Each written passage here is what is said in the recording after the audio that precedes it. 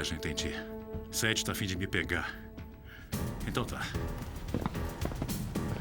Vem.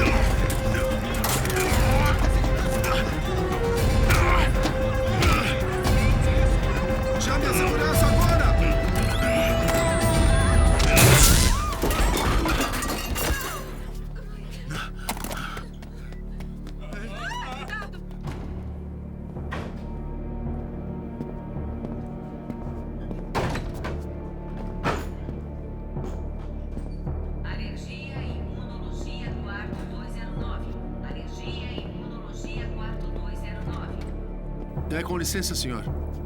Acabou o horário de visita.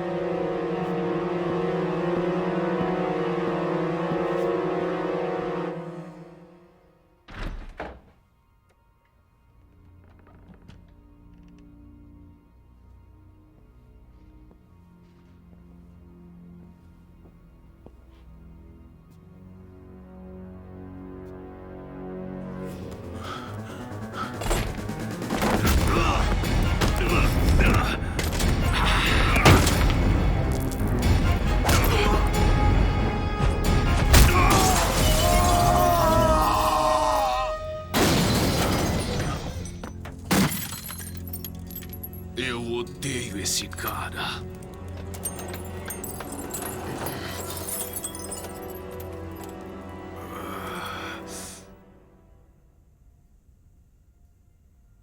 Pai? Não. Quem é você?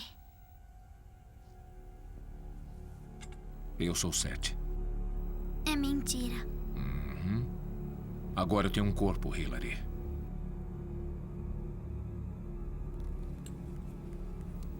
Sua temperatura está alta. Está doente? Eu tô com medo. Eu quero meu pai. Eu também.